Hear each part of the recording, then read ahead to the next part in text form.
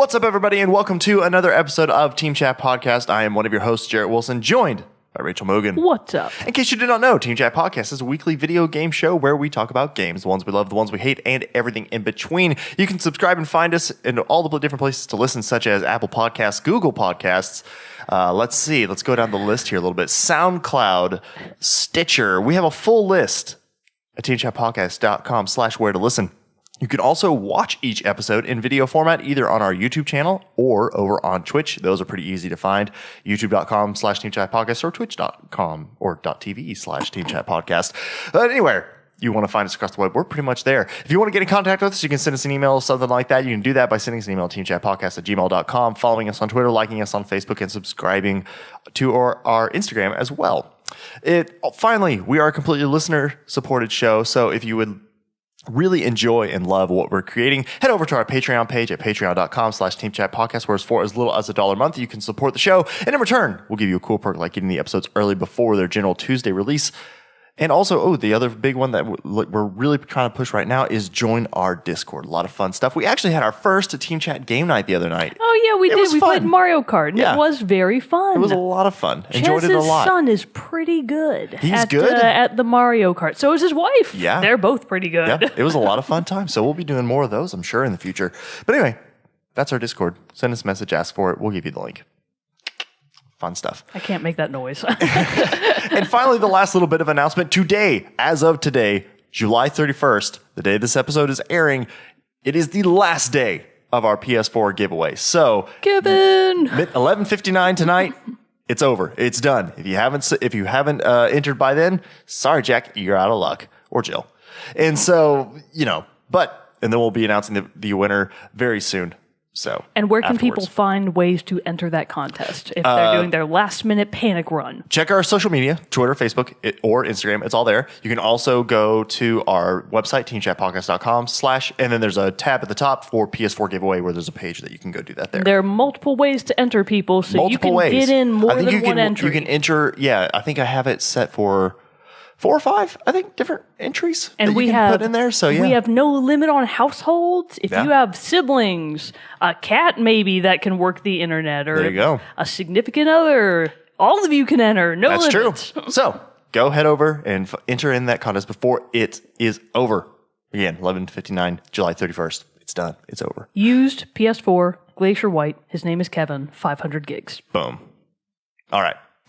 That's all out of the way. Housekeeping's done. But you know what I'm always curious about is what kind of games are coming out. Oh, well, let's get some news. We've got some news for you. So just a real quick caveat. I just got Invisalign, so sorry if I'm talking a little bit funny. Still getting used to the liners. So out now and coming soon as of this episode's air date, July 31st. Out now on July 31, we have Code of Princess EX for the Switch, a popular, I think, JRPG style game. We also have Titan Quest for the Switch and Chasm for PS4, Xbox One, and PC. On August 1st, we have coming out Yakuza 0 for PC. We also have on August 2nd, Iconoclasts for the Switch. That's a hard one to say. Oh no, okay, we've got some more S's, sorry. On August 2nd, we have Salt and Sanctuary for the Switch. This freaking sucks.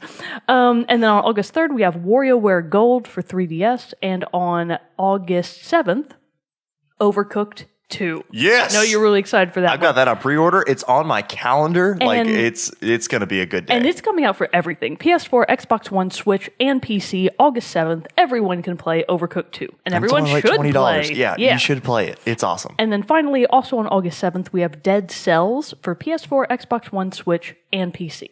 Nice. There we go. Salt and Sanctuary. Fuck off. All your S's. All those S's. All right. Well, our big topic of today. This is actually a question or topic that was submitted by one of our patrons, Ark. She wanted us to talk again about indie games. We did a list of 3 of our favorite indie games way back when, a long time ago. Yeah, a long time ago. And so this one isn't necessarily Ark.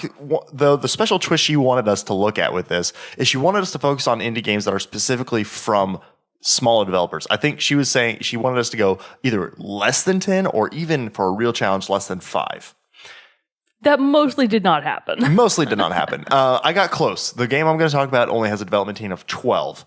Honestly, though, Ark, You can raise a pitchtorch against us in the Discord later, but I honestly just don't play that many of the games that are I enjoy indies and everything, but I also don't normally tend to play the ones that have the very small development teams and stuff like that. Normally just because I know in those instances you're probably getting it for the mechanics and somewhat and the story and different stuff like that, but sometimes the graphics are a little hard for me to go. Yeah. Which I know that's just me. And, that's not just you. It's any gamer that's kind of looking for a bit more of a refined experience. Yeah. A lot of the smaller indie games, they're just not for everybody. And that's really the nature of indie games. They're usually there to be applicable to a very specific audience. And two of the games I'm going to talk about, oh buddy, they are for two very specific and very different audiences. Yeah. And actually one of them does fit into the category of being from a very small development team. The other one kind of does. Yeah. So we tried to be as true to the question as we could, but obviously we wanted to be upfront that we weren't able to quite nail it on the head. But I have played a couple. The one that comes to mind that I know for sure is definite. This only had two people working on it was Super Meat Boy. That I played, right? Which a fun game, very very difficult and challenging. They're actually coming out with a sequel to Super Meat Boy. And didn't you talk about that one the last time we did indie games? I probably did. Yeah, I talked about Super Meat Boy Severed by Drinkbox Studios. Oh yeah, that's right. Which also, speaking of, if you're looking for another great indie game, Severed, great game also. But Drinkbox also has they're also the creators of the Guacamelee. Oh yeah, and Guacamelee 2 is coming out soon. Guacamelee 2 is coming out mid-August as well. If you're a PS Plus member, it's only $15. Really? Yes. Oh, that's it's normally $20. You get a little off the top if you pre-order as PS Plus. So pre-order Guacamelee 2. I haven't yet, but I'm going to because Guacamelee 1 was fantastic. And it has a really fun soundtrack. Super fun soundtrack. Oh, the soundtrack is so good. It's got a great combo battle system. For those of you who don't know, you're Juan Agave, an agave farmer, who takes on the persona of a luchador to fight the undead, and it's who doesn't do that in their time off work, being an agave farmer? Am I right? It's great, and you learn sage advice from an old man who turns himself into a goat and back again. You get chicken power, or pollo power, I should say. Oh, right, pollo. Pollo power. To perform all of your moves and everything. Oh my God, it's so good. So good. But that is unfortunately not the game we're talking about today. Not the games we're talking about today. It's not out so yet. Since I only have the one, I chose to focus on one, or really one and a developer. You have two that you're wanting to talk about. So why don't you start off with one of yours? So I wanted to talk about two games that I played very recently, but that I had both owned for a long time. Both of the games I have on my list I got as part of the free games for PS Plus. So the first I'm going to talk about is Bound for PS4. That's the one that I saw you playing. Yeah. So Bound for PS4. It's really hard to find on Google because you have to be very specific that it's Bound PS4. Game. Yeah, Bound game PS4. Otherwise, the internet freaks out and it's what are you talking about here? And it's God damn it. I just want a game. I just want a game. Not bedroom games. So Bound for PS4 is from Plastic Studios, a Polish developer made up of about 10 to 12 people. Okay. And it's published by Santa Monica Studios, which I believe is a bigger studio. But that is a big one. The publisher. Right. So Plastic Studios, again, this is a Polish team. From what I could find on their very Polish website, I was oh boy, this is... See, I honestly, when I saw you were playing it, I was oh no, is that one actually an indie? Because I knew it was published by Santa Monica. No, and so I went and looked, and then I saw it was developed by Plastic, and then I was I can't find anything on it. Exactly, and that's what makes it an indie. If you can't find jack squat on the developer, it's super indie, which is actually part of what made this topic particularly difficult is finding out how many people were even on this team was really challenging. Right. I had to go to their website, translate everything, attempt to find where they had their about or team section, and then I just kind of counted how many people I saw on the team section, and I was it's about 10 to 12 people. So the creative director, though, is probably the one that people that are fans of this game would be the most familiar with. His name is Michael, and it's spelled with just an A, Michal. Staniszewski? God, I really hope I'm saying that right. I'm really sorry if I'm not. Polish name pronunciation is a struggle for me. And Michael Staniszewski said about this game that it took about 3.5 years to develop, which for as short of a game as it is, I actually found that pretty surprising. But when you go into more about how they developed it, you realize why. That's why it took so long. So the game was designed to be best played in a single sitting, he says, and he suggested that investigating too much of the game before playing it would cause the experience to be spoiled. And he compared that experience to the likes of Journey and Firewatch. Okay. I'm going to say right off the bat that I did not finish this game, and I also don't plan to. How far are you into it? So I think, I know that I'm 3/4 of the way finished. Oh, okay. But my motivation to finish the game has just totally bottomed out. Really? So first I'm going to talk about some of the negatives, and then I'll move on to the positives, which are really positive. So this game is really polarized in my own personal viewpoint, because on the one hand, the artistry, which I'll talk about later, is next level. It's a beautiful game. It was beautifully made with intention, but that is all tragically dragged down into the depths by its incredibly lackluster gameplay. Really? Yeah. The actual game itself, playing through it, it's really boring. It's straight up kind of a boring game. So the idea from Michael Staniszewski was that he wanted to make a game that was for, very specifically, he said this I think in an interview, he wanted to make a game for older gamers that have been gaming for as long as they've been alive. So kind of our type of demographic. Well, not you. My type of demographic. I may not have owned a console until way. I just like to give you heck. I know. So he made it to be for older gamers who are, in a sense, tired of having to constantly be in combat or do puzzles to get through the game, and who are also short on time, which is why it is a shorter game. The thing is, Michael Staniszewski, combat and puzzles are fun, and when you take those things out of a game, in this particular case, I feel like you lost a lot. So I know this game it centers around you're a dancer in some way, and you're trying to, again, I haven't gone too much into it either, because I did know that it was very similar, like what you're saying. You didn't want to know too much about it before you went in. But so without, giving too much away, if there's no puzzles or, combat kind of stuff, what do you do? So I can give you the gist of the game without giving away the story and essence of it. So when the game opens up, this is very early game, you aren't actually in the scenes that people have likely seen from the trailers. You're a regular human woman, and you get out of a car, and you're looking at a house in the distance, and you've got a journal with you, and she's pregnant, 8 months. She's definitely about to have that baby at any minute. And I was like, oh, lady, should you be doing this? So she gets out of a car. It's a very somber scene. Instead of walking directly to the house, she kind of veers left and goes to the seaside. So it's an oceanside house. It's a gray day. It's very New England feeling. And she's just kind of quietly walking through the sand, clearly very pensive about something. And she stops along the way 3 to 4 times to look at her journal, which is actually full of artistically drawn pictures. And the pictures are really good because they actually feel very realistic in that they're not super good, but they are clearly from somebody's own mind, which gives them a lot of personality. The pictures that she's drawn are actually how you play the game. So if you're flipping through her journal and you're looking at a page, the game will say, hey, you can hit X and basically enter the page. So let's say, for example, that I'm looking at a picture of paper airplanes. If I hit X, I'm basically taken to that level of the game.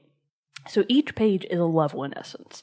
And each level is essentially trying to have you as this nameless title character relive parts of her childhood that really weren't good. So a lot of it is kind of emotionally hashing out childhood trauma. Not in the vein of, what's that one? Captain Spirit. Captain Spirit, yeah. Not quite in the vein of Captain Spirit. Not quite that heavy. Not quite that heavy, but still it's hey, these are painful memories from somebody's past that she's trying to emotionally grapple with now. Right. And that's the essence of the game. That's exactly what it's trying to do. So when you enter each page, And this is where the game really has its high notes. You are taken to this alternate reality that is clear just in her own mind of this beautiful polygonal world of just hard edges and geometry and like organic, inorganic life, because the world has a ton of movement. Everything about the world is moving all the time. Like the floor is moving, the sky moves, everything moves. You move, of course. So movement is a very big part of the game, and it is one of its high points. And in this alternate reality, you are a dancer. You are actually the princess of this world. And there are 4 characters of this other world. There's you, the princess, the hero/savior, the king, and the queen. And this is very clearly her, her brother, her father, and her mother. Like, those are the characters that you're interacting with. How should I say this without giving too much away? Each of the levels, you eventually get to a point where you encounter like a boss, and I'm saying that very loosely because you don't fight anything, you just sort of encounter them. You just win by the power of dance. Yeah, you're exactly right. You win by the power of dance. That is exactly true. Dance off. So the mechanics are, you can obviously walk, you can run, you can jump, you can do like a kind of dodge move, which is like this very ballet type of spin kick kind of thing. You can roll, and you can hold down R2 on the PlayStation version, which is just your blanket dance button. And when you dance, it takes her a minute to get started, but she'll do this pre-made dance that basically causes a protective aura to appear around her.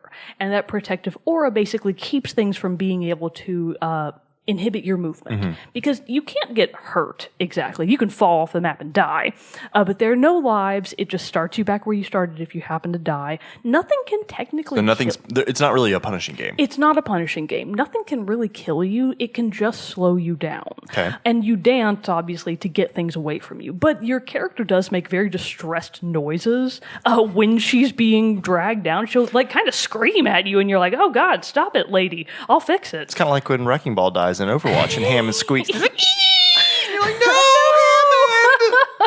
I don't feel bad for him. I love killing him. Anyways, so back to Bound. When you get to the basic boss of the level, they basically like hurt you kind of, and you have to hold down your dance button to do her dance for that level, which defeats the boss and gives you a memory. So, quick question. You say you hold down the dance button. Is there literally only one button? There's one button for dance. It's R2. Oh. Yeah. So exactly. So this is kind of... I understand what you're saying. Like, there's nothing, so the no thing depth is, to it more. There's no depth to the gameplay. gameplay. It is extremely shallow. That's one of the primary complaints that the majority of gamers had. The idea was they wanted to make it this really type of dancing game to kind of get away from walking simulators. I feel like this game was more of a walking simulator than any other walking sim I've played. Well, especially if there's no like super combat stuff. Like, you know, you talk about Firewatch, which is basically you're walking around and doing some stuff, but you're trying to like solve this mystery and there's like these depths. And this one feels like it's very empty in that regard. It felt very empty. So it feels like a very... it's just like a non-game, honestly. You feel like you're doing nothing. Other people might, be getting a lot out of it if they're really invested in the story and the memories that you unlock at the end of each level. I found it so boring. I have no intention to finish this game. You'll never know if there's like some emotional twist at the end. I really don't think there is. Yeah. Frankly, Not I don't like think a rhyme or anything like that. I don't think there are any twists. And bringing up Rhyme did this exact same kind of approach of being this really emotionally heavy but more minimalistic game. Rhyme did it so much better. Rhyme did it in spades. It was extremely emotionally grabbing. Bound just feels really empty. Interesting. So, unfortunately, the gameplay is super subpar. I honestly can't super recommend it to people because I think most people will not get a lot out of this game. But I will say I am extremely impressed by the developer studio's ambition. They had a lot of ambition in this game because your title character, who has no name, the princess, all of her movements are ballet. Literally all of them. Her walk is this extremely graceful ballet walk. Her run is a slightly faster, like little ballet hop. All of her moves are like pirouettes and these beautiful dancing motions. Everything in the world feels extremely graceful and beautiful in kind of a tragic, bittersweet way. Not like a happy kind of dance, more like a somber dance. But how they achieved that is they did motion capture for all of her movements from a real dancer. Her name is Maria Dodd. I know I'm not getting that right. I know it's Maria, but I can't remember her last name. Let me look it up just real quick. Jarrett, talk while I do this. Hello, everyone. This is your reminder before this episode's over, if you're listening to this Tuesday on July 31st when this episode aired, remember, that PS4 giveaway, it's still sitting out there for you to go and enter. You have until 11:59 tonight. Nice NPR July voice. 31st. That's when the contest ends, and you will no longer be able to enter. Exactly. Now back to Mogan. And that was an excellent timing. So as far as the actual gameplay goes, her name is Maria Udod. I was so close. So it's UDOD. So Maria Udod. She was chosen to be the motion capture model due to her experience in ballet and contemporary dance and jazz. Yep. So her choreographer is Michael Adam Goral. That's a very European spelled name. They're like little slashes through the L's. I don't know what that means. This is how I feel like it's going to be like whenever we're talking about Cyberpunk 2077. It's going to be a rough time, man. Or like whenever we talk about anything with The Witcher and we're like, yeah, this was developed by, oh, good Lord. Oh, God. How do we say this? Yeah, but all of her movement of the animations were captured through motion capture. Very nice. Down to her movements, her dances, and even just her standing still motions. So like if you stop, she'll just kind of stand there and she'll do like dancer stretches, which I thought was a really nice touch. The music is beautiful. And who does the music? I don't know. But it's a mystery. Yeah, you look it up. I know it's not. I want to say it's either Austin Wintory or Gareth Coker, but I could be wrong. It might be Gareth Coker. I don't think it's Austin Wintory. But the music is a fascinating mix of these really organic piano tones, strings, mixed in with to kind of match this polygonal, very angular world, synth, like kind of these very electronic synth sounds. So it makes for a really almost disorienting experience, but it fits the world so well that it just works. So the visuals, the dance, and the soundtrack, very, very good. Okay. The artistic styling that they chose for this game is the best example of contemporary art in a game I've ever seen. It's really good, like contemporary/modern art. But the actual gameplay, unfortunately, is just, it tanks it. Just tanks it. Yeah. Oh my God. Fender's having puppy dreams. He's having dog dreams. It might get loud here in a second. Sometimes at night we'll be laying there in bed and he falls asleep before we do, and we'll just be laying there and he'll wake up in the middle of the night because it's full on. Like just going nuts. Fender. Hinali is the composer. Oh boy, I would not have gotten that right to save my life. So, anyways, Bound PS4. It's a beautifully, visually, and aesthetically done game. Very subpar gameplay. I want to say this is like one of the very first games that we haven't.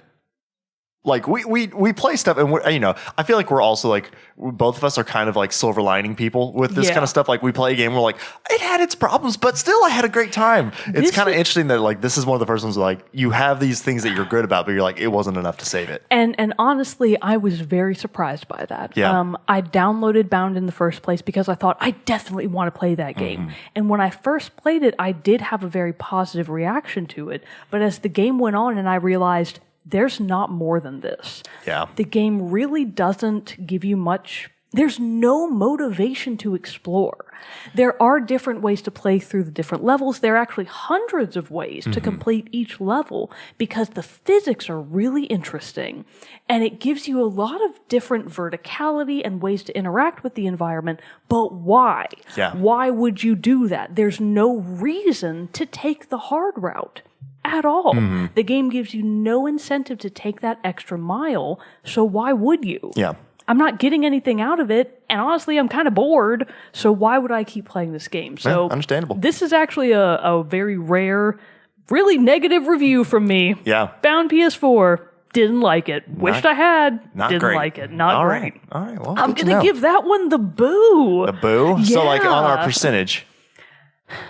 30% hate. Ooh. Yeah. No, So just 30%. liking. Yeah. So yeah, it's low. It's low on that list, man. Oof.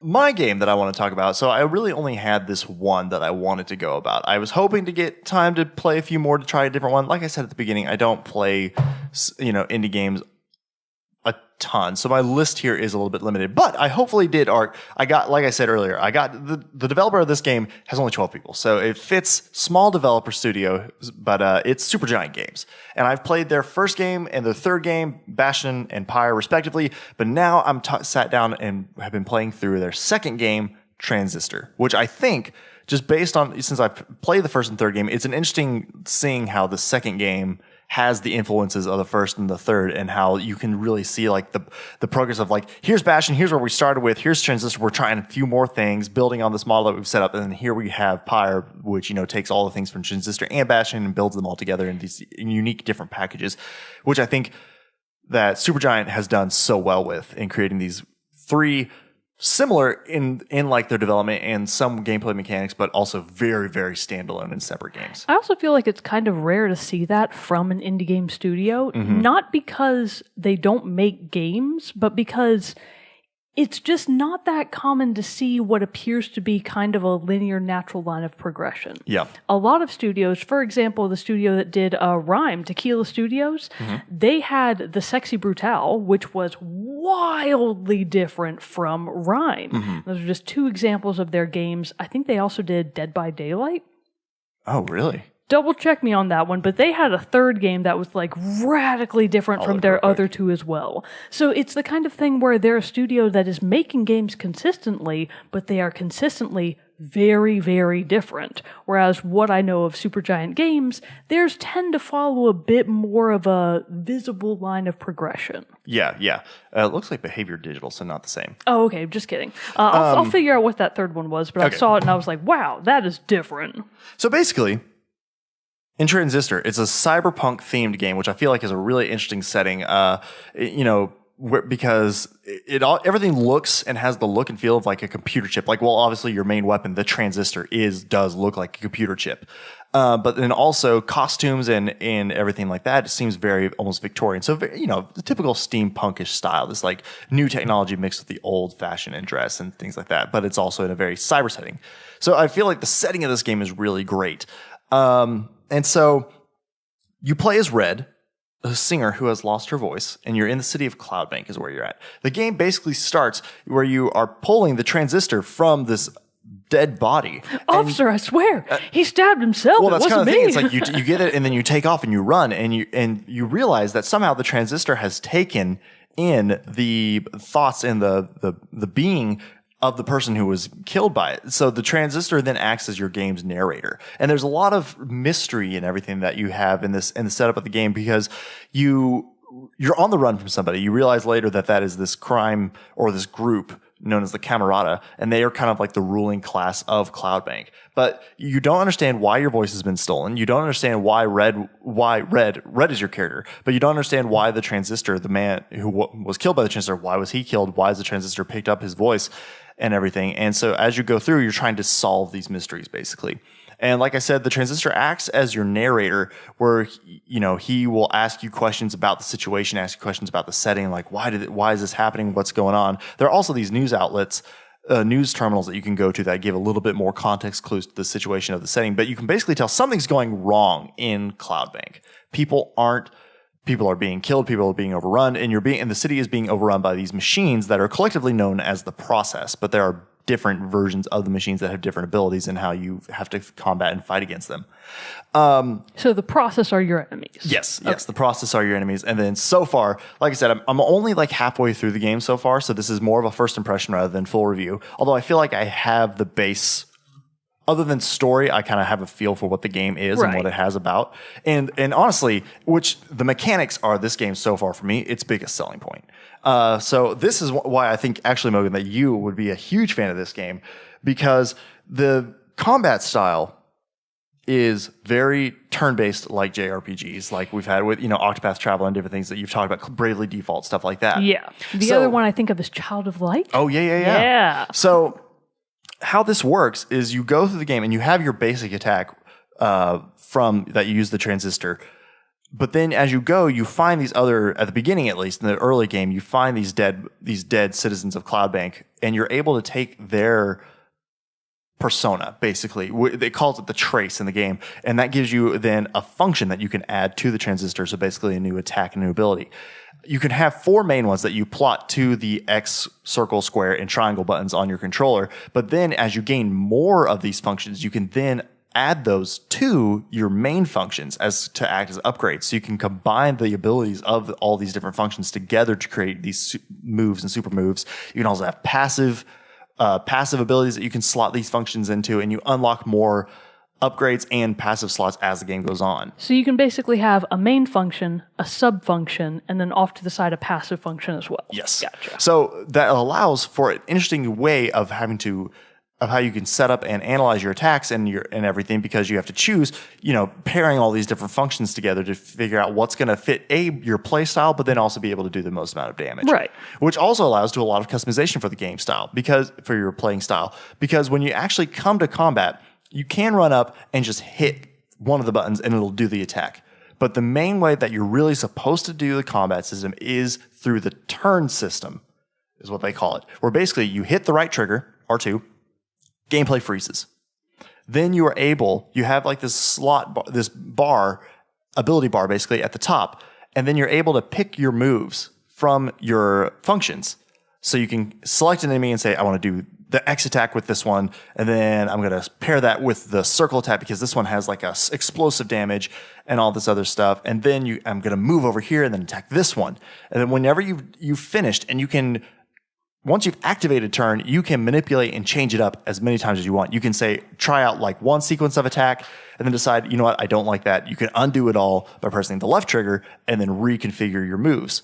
So there's no timer per se. Not when you've gone into turn. No, there's so not when like time is frozen, you have as much time as you want to plot out what you're going to do. Yes, to have the best and most effective impact in the setting. And then when you're ready to go, you hit R2, red will run through the attack sequence, and then that bar has to recharge. And you can't use the turn sequence until that bar recharges. In that time period, then you're going to be running away from the from your process enemies and trying to get behind cover. Because there are also these barriers that will pop up, but they can also be destroyed either by you or the process. And so, there's this one, I think it's called a jerk, is the robot. And basically what it is, it's this big giant mech, and it just slams the ground and moves. And as the shockwaves, it just tears through these walls. Oh. So you've got to keep your distance if you want to try to have any kind of protection from other ranged attacks and stuff like that. So, but the thing about it, and where the functions, and this really gets really complex and everything, is that you can have these moments where, sure, here's a function that I want that's going to cause all the enemies to like be pulled towards me. Well, I want to pair that with one that's going to cause explosive damage. But then I also want to, so it gets very, very intricate and detailed in how you can combine all these different things together. And that kind of preemptive strategic thinking in gameplay is one of my favorite things. Yes. And that's why I'm so drawn to a lot of JRPGs and turn-based battle systems, because I personally get a lot out of that process. I'm like, oh man, what am I going to do? And I really like too about this also, when you go into the menus for each function, normally I feel like sometimes you have to really, and maybe this is an easy thing on Super, like a thing to make it a little easier to handle on Supergiant's end, but I sometimes feel with some other RPGs, you match everything together, you put all this stuff, you build your armor set, and you have to be like, okay, here are the stats. Then you have to take it all off and then rebuild your abilities, armor set, whatever it is, depending on the game, to see what the next effects will be. This one, you can go to a function, inspect the function, and then scroll over a couple pages, and it will have a list of if you pair it with this, it's going to do this. If you pair it with this, it's going to do this. So that really does give you a very customizable experience basically for playing the game. And in this instance, and in this game, when that is the core aspect of the game, true, you're trying to figure out this mystery of why the Camerata are attacking or why the processes are running crazy in the city, why your voice was stolen. You're trying to figure all this different stuff out. But still, the main core aspect of this is going to be the gameplay, the combat function. And so to see such a well-developed and fleshed out system in this game is a very high selling point for it. For a small team, no less. Yeah. I mean, let's take, for example, one of the perennial problem children of video gaming, Sonic, which has had some super highs and some super lows.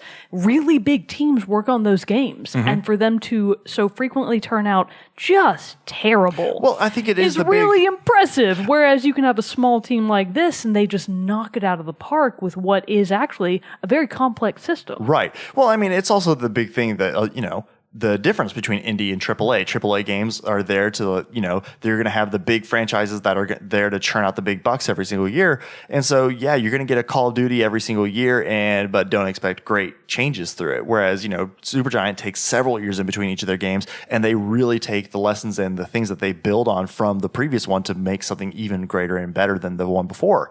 And so, I know that's not true for every AAA game, but, you still kind of get that fatigue sometimes, or like, oh, this isn't original, this isn't imaginative, and everything like that. So other than the combat system and all this other stuff, I've explained all the different thing in the battle system. Oh, so the one thing about it though is death occurs. This is the interesting how I feel like they dealt with dying. You have a health bar, but if it runs all the way out, you're granted an emergency turn, and on that emergency turn, you can do whatever. You can use it to get the heck out of dodge and get really far away from the enemies to give you time to plan out and reattack or reassess your strategy, or you can just go through a normal attack. But if you don't and you're hit again, one of your functions goes into override and will disappear, and it's completely random which one it's going to be. One of your 4 main functions, and so death happens when you die basically 4 times. And all of your functions have been overridden. So I do have a quick question. When one of your functions goes into override and goes away, does your health bar come back up as being... okay, yeah, gotcha. It refills, and then it runs down. But obviously, if you're not able to do as much damage because now you're limited on all your different attacks, you can start... It can have the domino effect where you just start dying really quickly. Especially when you get down to the last one. Yeah, right. I see. And now the thing about this, too, that makes it interesting is once the battle's over, these don't come out of overdrive and you can just use them again. You have to go to these access points, which is where you can save and where you can customize your functions. And after you get to a certain number, it's usually only the next access point, but you can't go back to one that you previously found. You have to discover a new access point.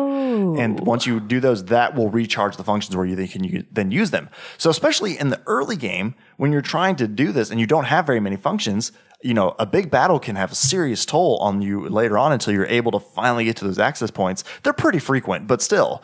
If you're already on like your last leg and you desperately don't want to run into a battle before an access point, that can be some very anxiety-ridden gameplay. Oh, absolutely. But that's part of the fun. It is part of the fun. And the thing about it, too, is that you can't just like run into a group of enemies and then be like, oh, snap, and then like run back.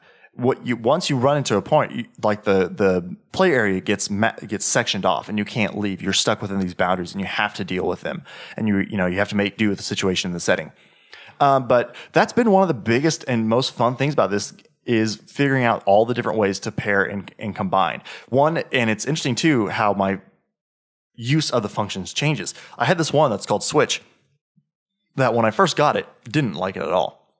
I was like, oh, this is dumb. I don't understand why I need to use this. But then I finally used it in a match where I paired it with my main normal attack, just my standard default attack. And what it'll do is it will actually switch process enemies to be on your team. And so their abilities and their functions, whatever, then start to benefit you for just the time it takes basically for your turn bar to recharge. It doesn't last for very long. But there are certain ones, like one enemy is called a weed. Well, it will recharge health. So if you're able to switch it and not kill it, then you can stand within its its range, its aura, and it'll heal you for a little bit. Oh, that's so it's clever. good planning, and especially like if there's a lot of little enemies but one big enemy, just go run up. I'll like switch the big enemy for that turn, and then do damage to all the little ones, and then he'll help me do damage to the little ones, and then it's so much easier to just hunt down and take down the big guy when you're not having to fight against all these little things. So it's really kind of like a brief possession. You're possessing the process enemy to be on your team, and then eventually they come to their senses and they're like, "You son of a bitch! You've tricked me. You tricked me." No, that's exactly what it is. But anyway, so that just, again, it just is a truly in-depth combat system that I think is that Supergiant has pulled off things really, really well.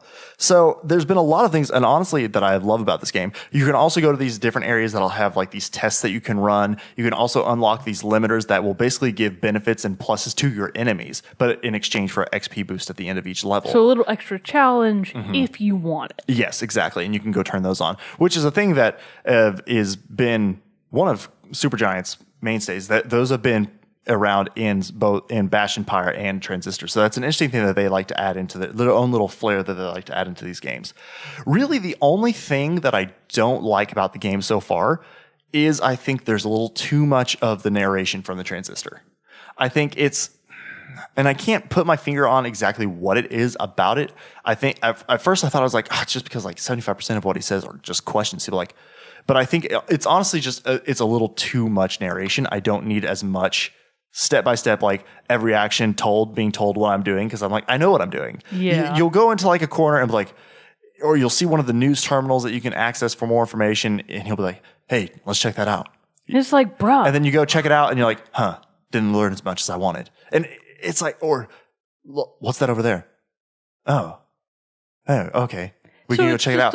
It's just a little too overbearing. I would have feel like just be like, maybe you kill a boss and then he's like, so why did she come after us? Or why did he come after us? That's really weird. Or, some kind of exposition there. Not as much action by action, like commentary. Yeah, I feel like. And so it just gets a little old for me personally. But other than that, that's really been the only thing that I found that I don't like.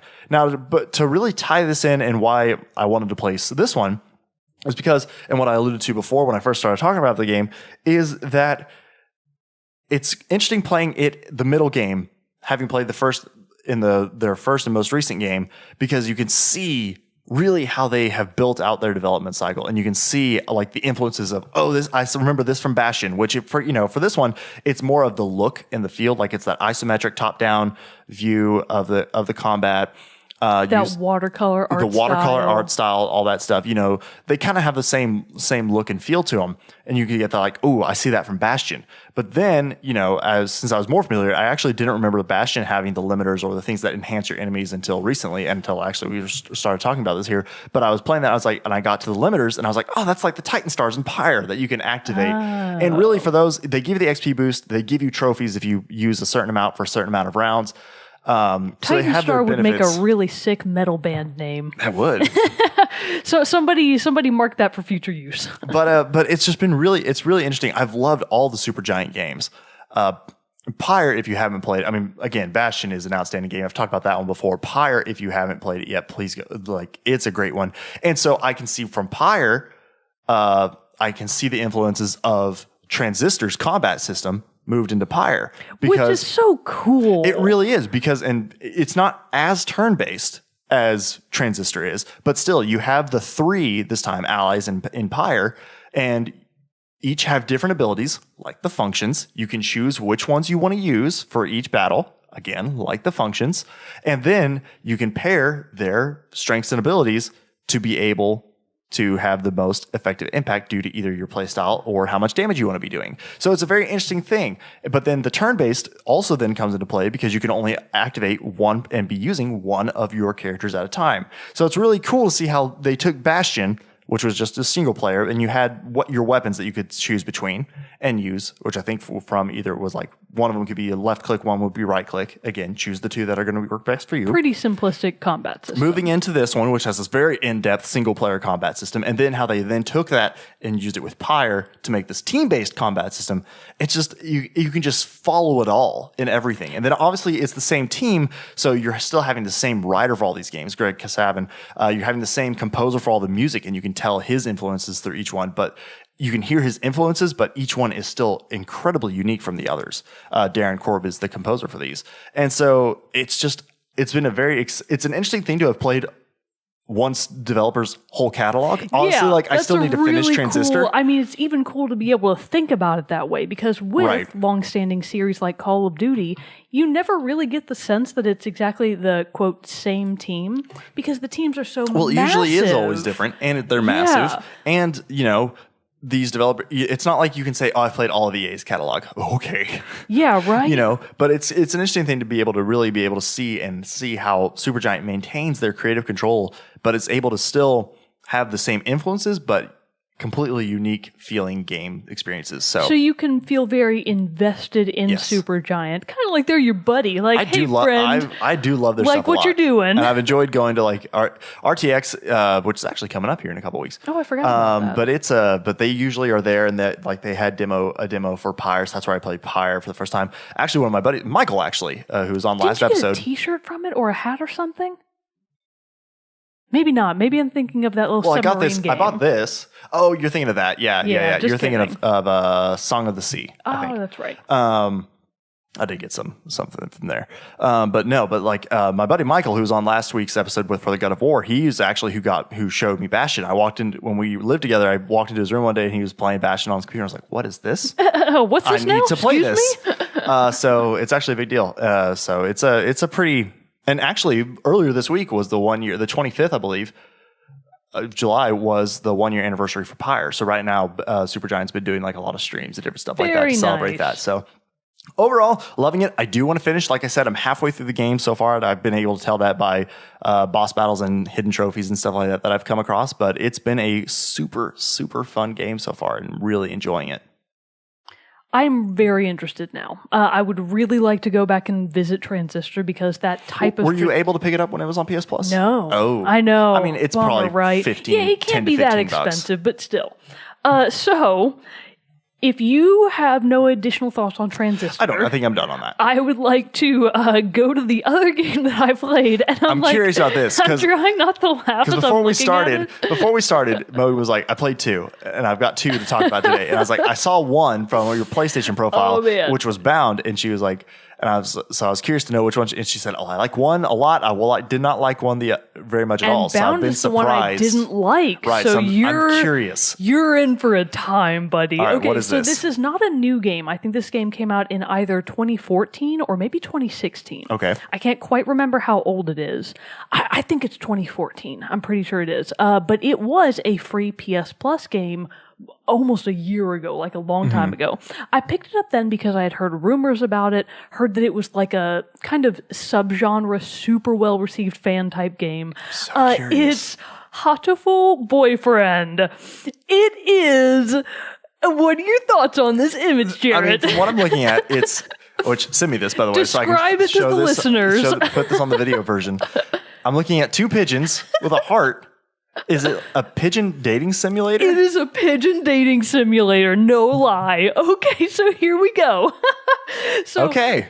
So it's Hatoful Boyfriend. That's Hatoful Boyfriend. God, Fender's scaring me today. He's making a lot of noises. So Hatoful Boyfriend is exactly what you saw on the title card. It is a pigeon dating simulator. So that's kind of a bit of a caveat. It is a dating sim, but it's also done in the style of the kind of soft graphic novel game, because the gameplay is, you don't really play the game except that you make decisions about how you want to react to certain stimuli in the game. Date. Exactly, who you want to date. So in terms of, what do the buttons do? Nothing. You push X to proceed, and you put the directional buttons to make your decisions of basically speech, like what you're going to say, what you're going to do. So in terms of gameplay, it's extremely minimalistic. I want to show you a couple of other images of what the game actually looks like in practice, because boy, oh boy, is it fan-freaking-tastic, man. So this is an image of actual in-game play. This is really what it looks like.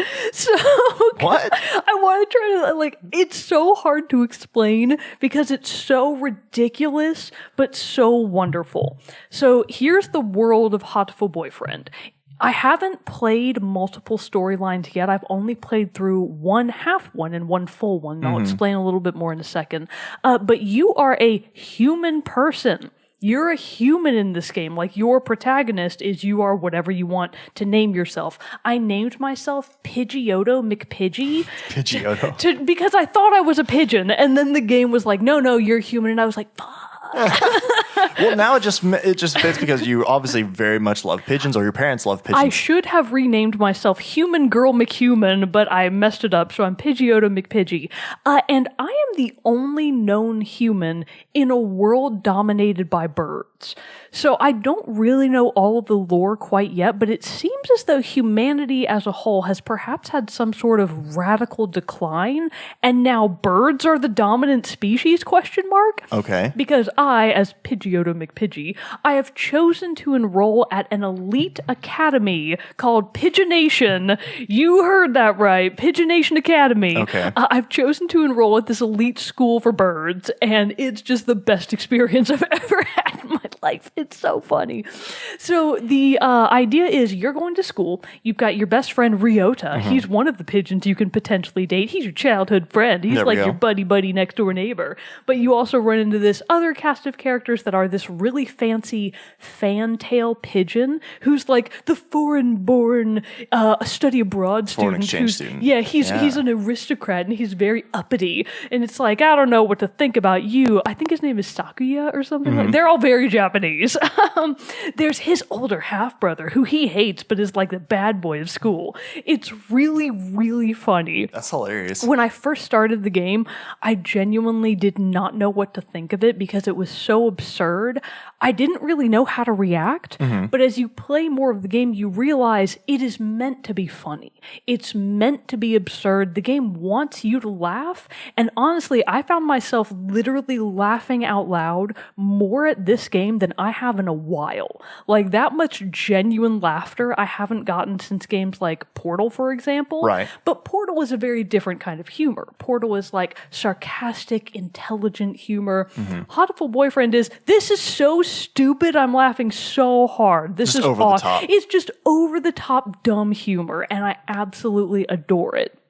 I gather that if you do certain storylines, the game can actually have a little bit of a dark undertone depending on which pigeon you've tried to pursue. By the way, every time they'll try to refer to people in the game, there aren't people. So your title character will be like, oh man, I should ask some birdie to the dance instead of somebody. It'll be like some birdie. And I'm like, You do love a good pun. I do love a good bird pun. And it's just hysterical. This game is right up your alley. It's right up my bird alley.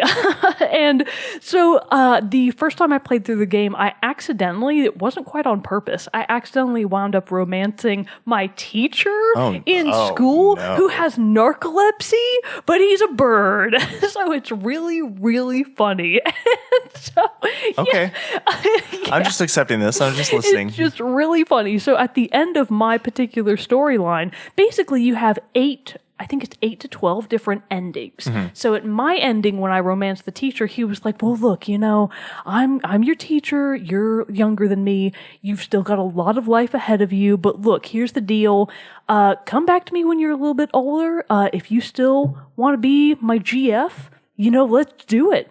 So you basically get the trophy that is like, what's to come? And it like is this kind of bittersweet ending because the teacher is like, I had a love before. Pushing you away. Yeah, he's like, I had the one true love of my life before, and it's implied that she died. And he's like, I don't know if I can love again. But also he falls asleep in the middle of conversation. You're like, no, I had so much more to say.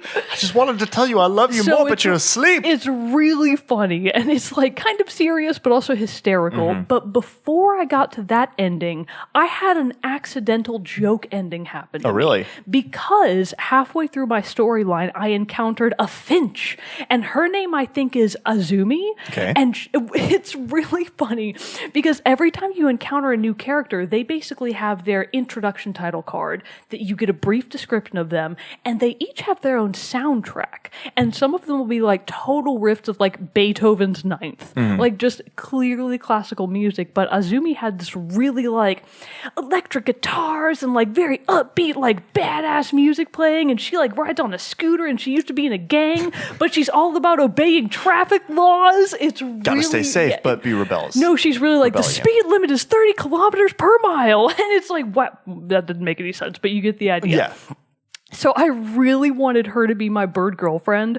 Unfortunately, by my accidental side job, I accidentally got her and her old boyfriend back together. Oh, no. And then they decided to marry each other. So the game gave me like Your shot at love is gone. The game gave me a joke ending where, A, it gave me the trophy for getting them together, which I didn't know was a thing. So is this on PS4? This is on PS4, but you can get it on Steam. I assumed this was going to be some like random Steam No, purchase. you can get it on Steam. Okay. So originally, I should go back and talk a little bit more about this. This is primarily about the development of the game. This game is developed by max 1 to 3 people. Oh, okay. So it's from, this is again... It kind of looks like it. This is again another pun on the name. The artist/writer is Hato Moa. I think that's how you pronounce her last name. So Hato Moa.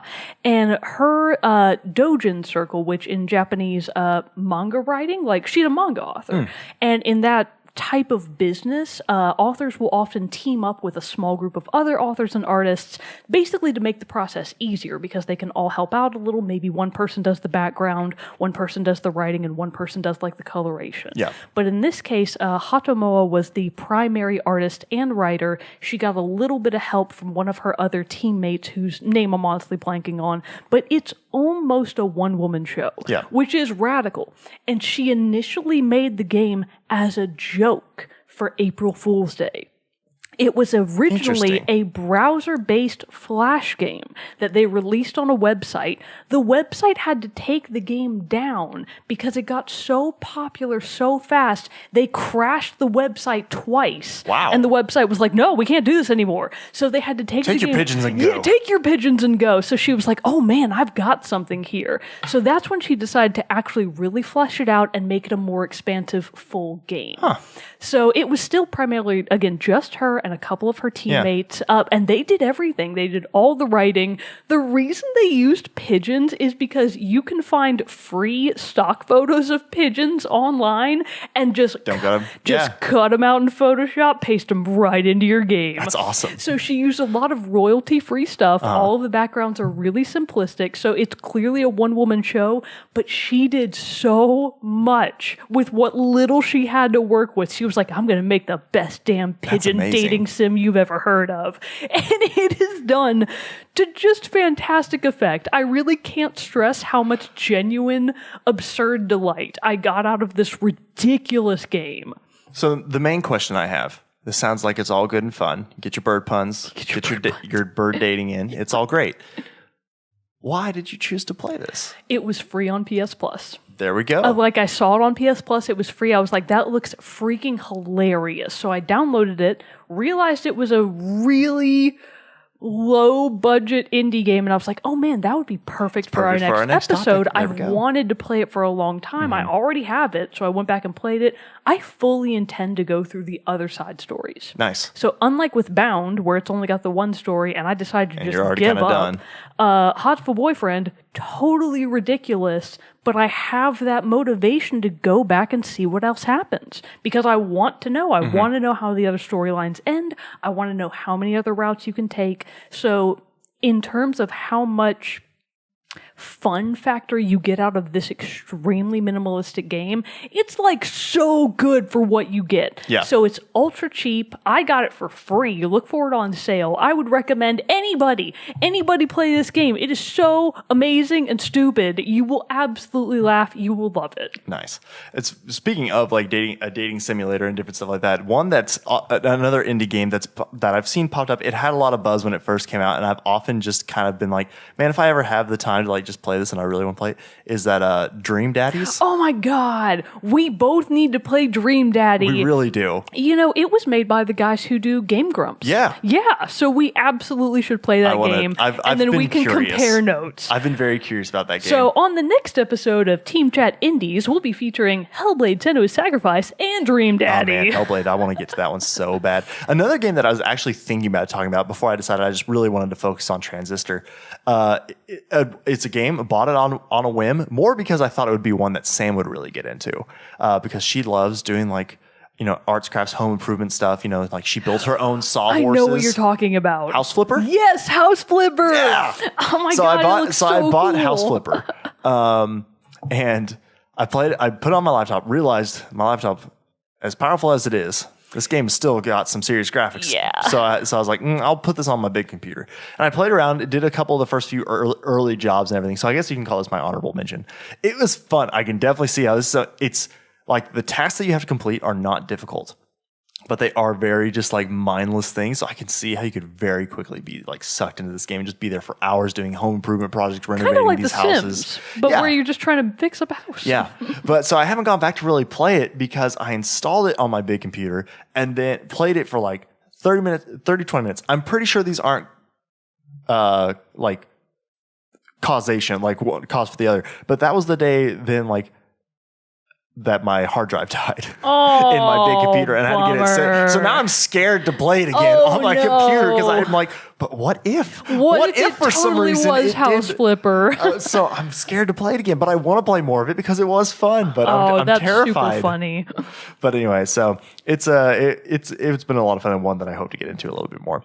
But yeah, so that is our rundown of some other indie games that we think, two, I guess, that we think you should check out. One, don't bother. Maybe don't bother. Play Hatoful Boyfriend. It's play the Transistor. best. And play Transistor because it sounds and other really super fun. giant games. Again, I'm going to say it. Play Bastion, play Pirate. The games are excellent. And actually, I think that most of them are also available on Steam. Yes, all of them are. And when actually, Bastion and Transistor are actually also available on iOS. Ooh, very cool. So these are the types of games that frequently have sales. Yes. So especially if you have a Steam account or a PlayStation Plus account or a Xbox Gold account, you'll probably be able to find these on sale at some point. Oh yeah, definitely. So check those all out. They are fantastic, excellent games.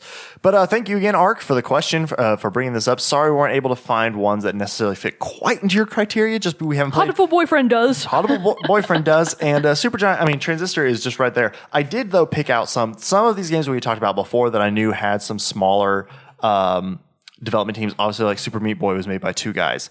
Undertale was made by 1 guy. Jonathan Blow, he makes his own games like Witness and does all that stuff. He's usually a 1 to 2 man team there. And a fan favorite of our listener base is Stardew Valley. Yeah. I believe that's 1 guy. Yeah. Unfortunately, neither of us have played it, but it's on my list to eventually go back and now explore. that I know Michael's playing it, I'm kind of now like, okay, if Oh, you're so now liking that it, another dude plays it, you'll play it. No. I see how it is. His and I's likes coincide often. Okay. And so I'm just like, you know what? Well, for one, none of my friends really talk about playing it. You haven't played it yet, so That's true. That's so I a haven't good had point. your glowing recommendation to go off of yet. And then Peter Molyneux, like he's been more an influential designer, but he makes his games like usually kind of the 1-man team, like Goddess and stuff like that you can check out. So there are some for you to go look into if those float your boat. But before we go, we do have to do our soundtrack spotlight, which this one was also patron submitted from Bro Mogan.